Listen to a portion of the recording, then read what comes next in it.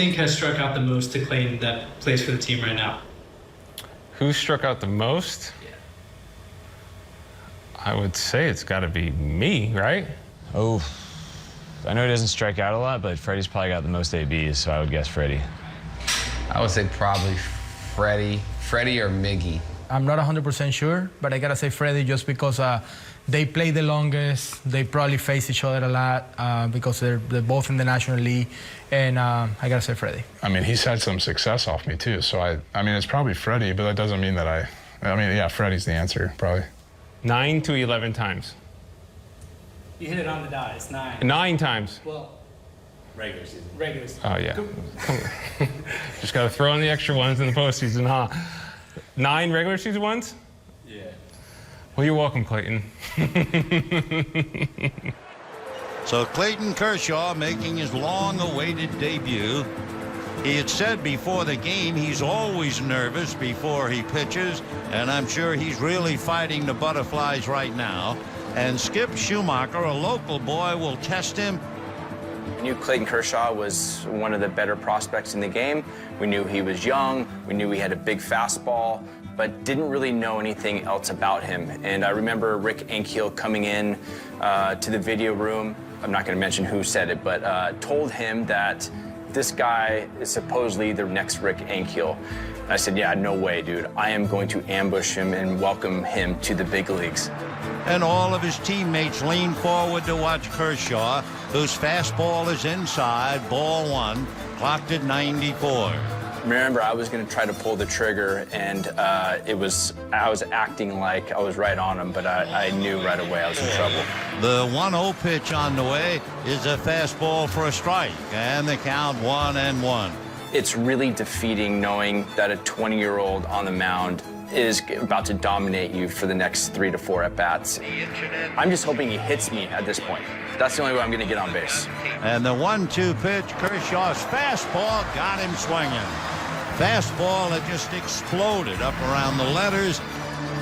He brings it up all the time, which I'm totally okay with because, you know, you got to be known for something, and being known to strike out first against Clayton Kershaw, I'm okay with it. There is only a handful of guys in my entire career where when you wake up, you know you're going to have a tough day at work. And Clayton was one of those guys for me. Got it. You know you're in for a battle. He threw 3 pitches back then, and you couldn't hit any of them. He's done it. His slider looked like his fastball looked like the slider, and you kind of have to guess which one it is. And it was never an easy day when he was on the mound. Another 3-2 pitch. He gets Rojas swinging and stumbling. I almost hurt myself after. Kershaw ready, left-hander back, breaking ball, got him swinging. That big, slow. You think you're going to hit it, and you never do. 3-2. Yeah, of course. I mean, that's vintage Kersh. I mean, he's still doing it. Definitely now. The game's evolved so much. Obviously, to get to 3,000, you have to evolve with it. But you know, he's evolved with it. 3,000 strikeouts, if you really think about it, that's consistency of being great, that's being healthy, and just being able to post 30 starts every single year. And that is the 2,000th strikeout for Clayton Kershaw.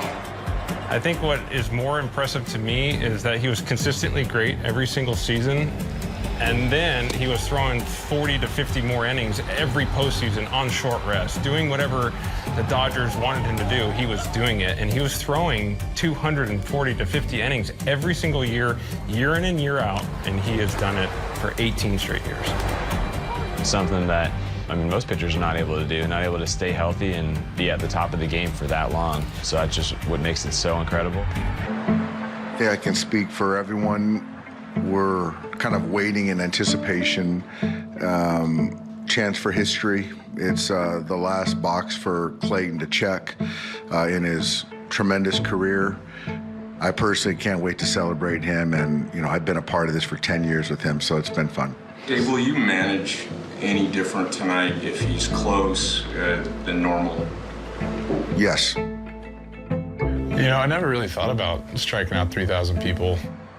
There was just so much that had to go right. You know, the rehab had to go okay, had to figure out how to get people out again. And so I don't think I really ever let myself think about it. And then, you know, as the season started going and I came back and started, you know, making more starts, it kind of became more of a possibility. For Clayton, I think it's been more of a marathon, and he's reaching the last few steps. He's down to the last quarter mile or so. It's not even that. It's probably the last 100 yards of a marathon. And so I think he's going to have a better chance of enjoying this, because I think deep down you know he's going to get 3 more strikeouts and it's going to happen. So that'll give you more of a mental perspective of stepping back and enjoying it. It was a different game. Just a lot of things were lining up for me to get this done at home, which I'm obviously super thankful for, but at the same time, there's a lot of pressure to get those 3 strikeouts. So I've never really started a game, you know, with the thought of I really need to strike people out. And so that was a weird mindset for me, and I didn't do it very well. You know, it was hard to do. I was good until I started seeing those guys putting 2-strike at-bats together and putting balls in play, and he couldn't put anyone away, and I started looking at the pitch count. Guys were living and dying with every pitch. Everyone was on the bench. I know he was chasing it, feeling it, wanting it. As the game went on, I think my anxiety started to creep up a little bit too. Running back out for the 6th inning, you know, hearing the crowd's reaction to me coming back out for the game, I think they probably knew that 92 pitches over 5 innings is a lot for me, and so for me to get to go back out for the 6th was awesome. He was going to go back out there, and I think that we were thinking the same thing, and I knew he was going to empty the tank, and if it meant putting us in a tougher spot as a ball club for that particular night, I was willing to do that. I just felt that that particular game, that feat, I had to make it a little bit bigger than the game itself. I was going to do everything in my power to give him that opportunity. Al Garcia does our security, and guys were joking with me that if I took him out of the game at any point in time, Al would have to go home with me and protect me from the Dodger fans. So I think the baseball gods came through for us right there in that moment. The ravine rises, ready to erupt.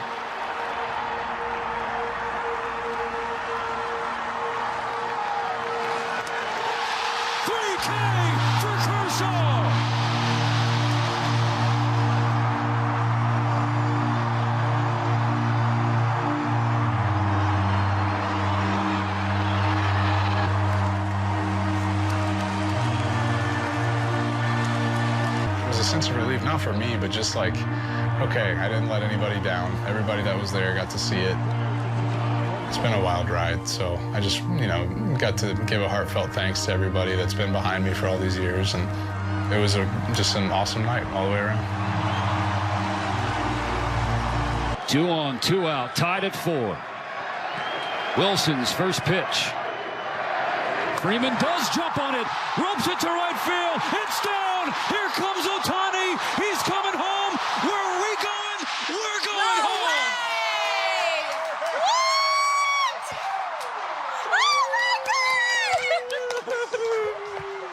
What? It was Freddie Freeman, and he walks it off in the bottom of the 9th.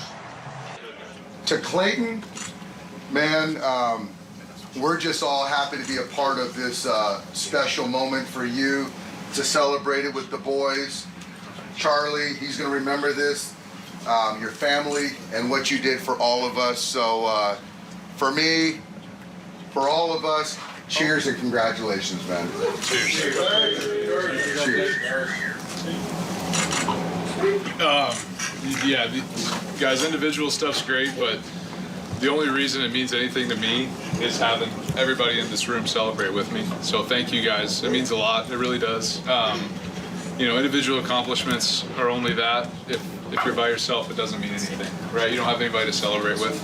So to have this group around me to care as much as you did, for Freddie to remind me every day how many strikeouts I had left, and for everybody just to be so excited for me to get to do this that's the biggest thing for me, because everybody in this room understands baseball is a hard game, and nobody understands that better than this room. So I just want to say thank you guys so much. Everybody in here, thank you. It's been a fun ride, and let's keep it going. Cheers.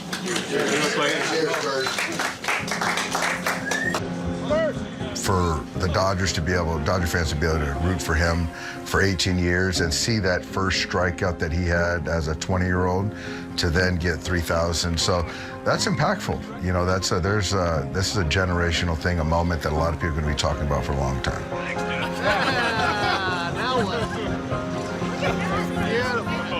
I think it means that I have a lot of people around me that I'm thankful for. I think that's what it means to me. You only have as much fun as the people around you enjoy it, you know? So I'm thankful to my teammates, coaches, staff, everybody that's helped me along the way, and obviously Ellen, family, everybody. It just was it was a special night for me, and the strikeout is one thing, but the people, the fans, everybody around it was what made it special. So that's pretty cool. When you found out that Clayton Kershaw got the Legends pick from the commissioner, how excited were you to share this experience with him? そうですね、チームでカーショー投手を見れるっていうのももちろん重要な素晴らしいことですし、こういう素晴らしい舞台でそういう素晴らしい選手と一緒に時間を過ごせるっていうのは特別なことだなと感じます。Yeah, it's a special time for me to be able to, spend time with a legend like Kirsch, and I'm glad that I'm able to do that. 本当にカーショーのことを尊敬してますし、はい、また野球ファンの方もまたすごい嬉しいことなんじゃないかなと思います。I really look up to Kershaw, and I'm sure the baseball fans are really happy to see him be on the All-Star teams. ご視聴ありがとうございました。チャンネル登録と高評価よろしくお願いします。